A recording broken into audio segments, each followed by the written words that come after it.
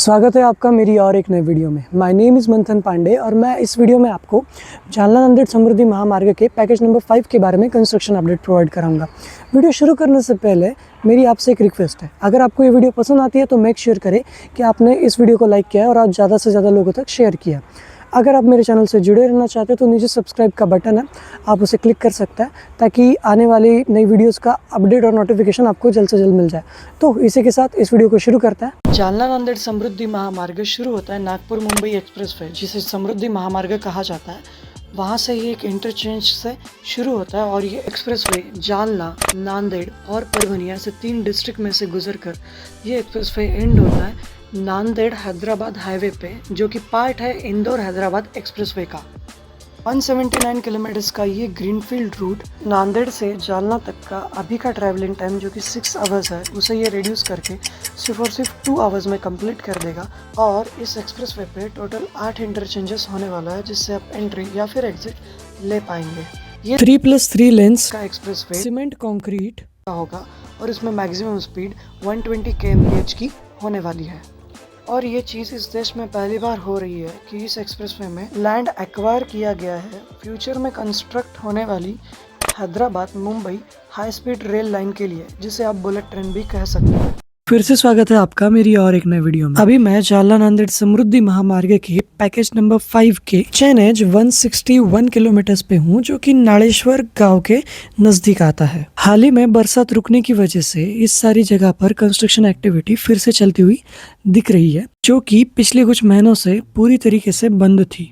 अभी आप यहाँ पे सामने जो हिल कटिंग है उसका काम चलते हुए देख पाएंगे। इस लोकेशन पे जो रोड का लेवल है वो ग्राउंड लेवल से नीचे होने वाला है और उसी के कारण यहाँ पर जो हिल कटिंग है उसका काम यहाँ पर चल रहा है। यहाँ पर एक्सकेवेटर्स की मदद से जो कटिंग है वो की जा रही है और उसके बाद में यहाँ से जो पत्थर निकल रहा है उसी पत्थर को आगे प्रोसेस करके उसका एग्रीगेट और कोस्ट एग्रीगेट में जो है कन्वर्ट किया जा रहा है। और यहाँ की जो मिट्टी है उसी मिट्टी को आगे फिलिंग में यूज किया जा रहा है।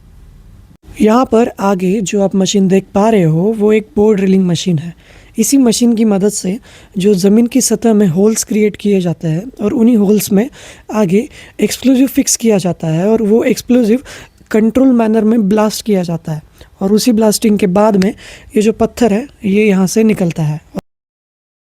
इस लोकेशन पर जो रोड का लेवल होने वाला है वो ग्राउंड के लेवल से काफ़ी नीचे होने वाला है और उसी वजह से यहाँ पर एक ओवरब्रिज कंस्ट्रक्ट किया जा रहा है। और आज यहाँ पे सामने ये जो अबैटमेंट वॉल होती है ओवरब्रिज की वो यहाँ पे कंस्ट्रक्ट होती हुई देख पाएंगे। ये ओवरब्रिज बनने के बाद इस एक्सप्रेसवे के दोनों तरफ के जो रोड है उन्हें एक कनेक्शन प्रोवाइड होगा और इसे जो यहाँ के लोकल लोग हैं वो उसे एक्सेस कर पाएंगे।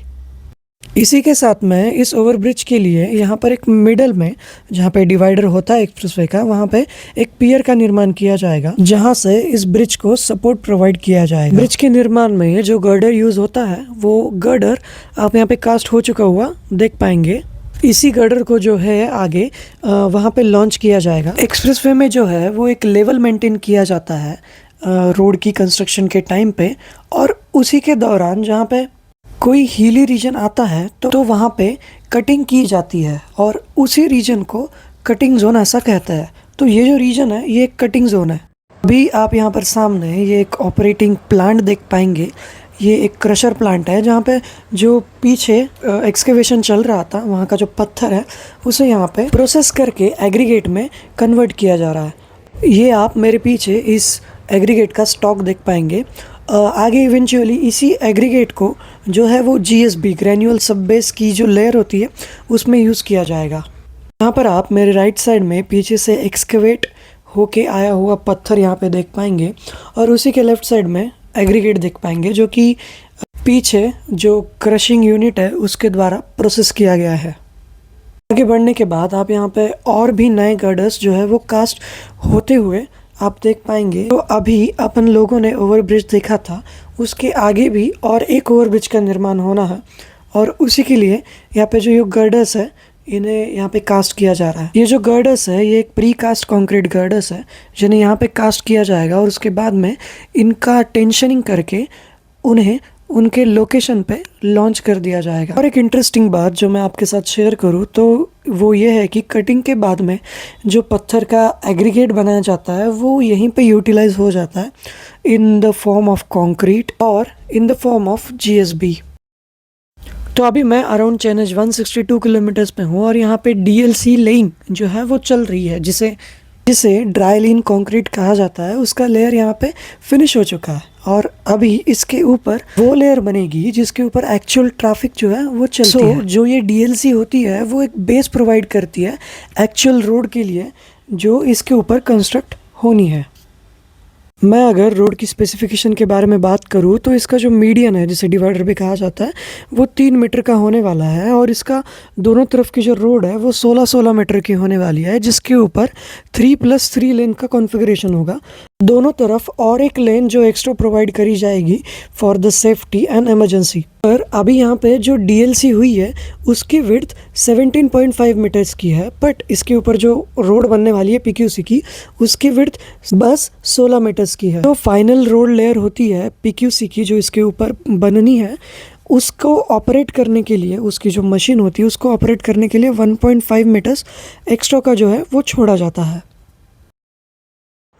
आप यहाँ पे देख पाएंगे कि कितना रैपिडली ये सारा पैकेज जो है वो प्रोग्रेस कर रहा है, कितने जल्दी से यहाँ पे फाइनल जो डीएलसी लेयर होती है वहाँ तक जो कंस्ट्रक्शन एक्टिविटीज़ है वो आ चुकी है और अभी जल्दी ही जो एक्चुअल रोड है वो बनेगी। इसी के साथ में आप यहाँ पे सामने एक मेम्ब्रेन देख पाएंगे जो कि इस स्ट्रक्चर और इस जो अर्थवर्क है इनके बीच में ये मल्टी लेयर जियो सिंथेटिक मेम्ब्रेन है, जिसे जियो कंपोजिट भी कहा जाता है।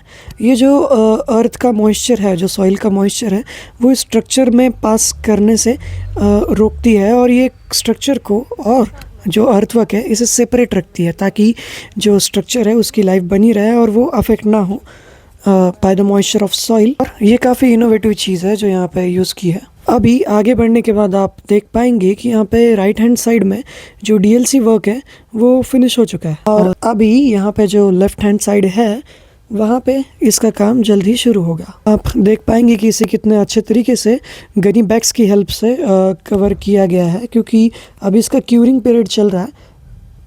अभी आप यहाँ पे सामने वो कंस्ट्रक्शन इक्विपमेंट देख पाएंगे जिनकी मदद से ये जो डीएलसी वर्क है वो चल रहा है।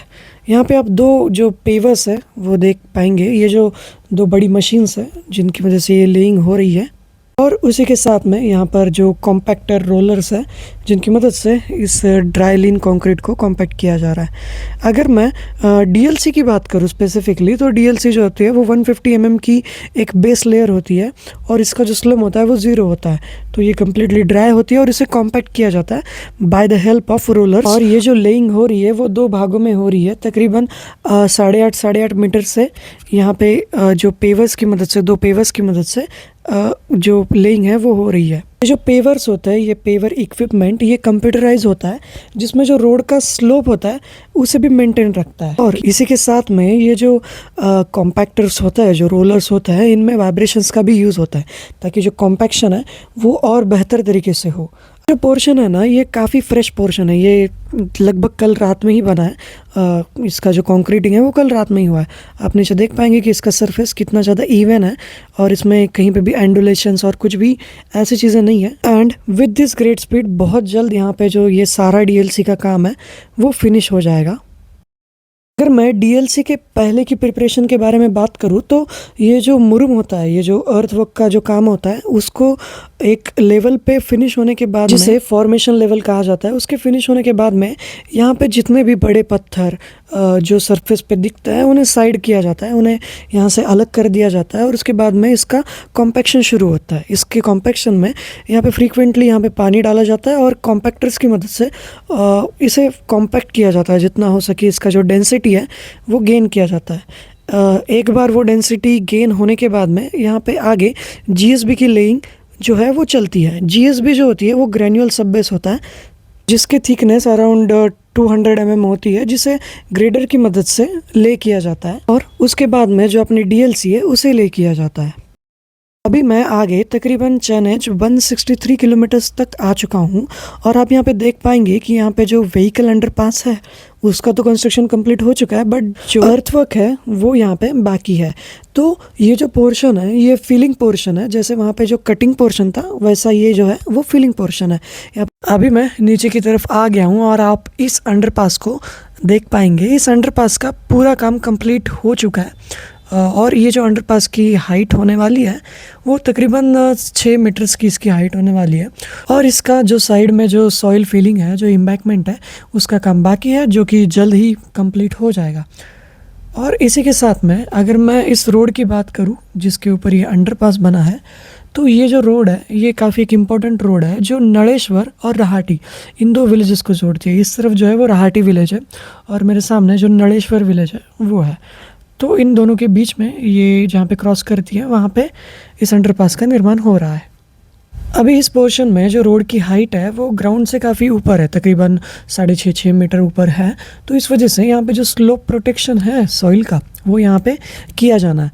तो यहाँ पे ऊपर जो है वो एक स्लोप में जो सॉइल है वो होने वाली है और उसका कटाव रोकने के लिए यहाँ पे नीचे एक रिटेनिंग वॉल प्रोवाइड की गई है और उसी रिटेनिंग वॉल के ऊपर यहाँ पे जियो कंपोजिट होता है वो यहाँ पे दिया गया है, प्रोवाइड किया गया है। और ये तकरीबन 1.5 मीटर की जो है वो रिटेनिंग वॉल है जो कि स्लोप प्रोटेक्शन के लिए यहाँ पे प्रोवाइड की गई है। तो आगे और 100 मीटर बढ़ने के बाद यहाँ पे जो अर्थवर्क का काम है वो काफ़ी ज़ोरों शोरों से चल रहा है। आप यहाँ पे सामने एक माइनर ब्रिज देखेंगे जिसके ऊपर अभी स्लैब का काम और गर्डर लॉन्चिंग का काम पेंडिंग है।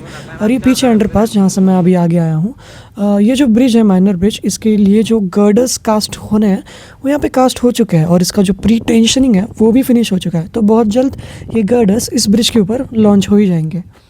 ये जो माइनर ब्रिज है वो एक रिवर के ऊपर है, एक छोटी सी नहर है जिसके ऊपर ये माइनर ब्रिज का काम जो है वो चल रहा है। मैंने मेरी पहली वाली वीडियो में बहुत बार आपसे इस लोकेशन का अपडेट आपको दिया है।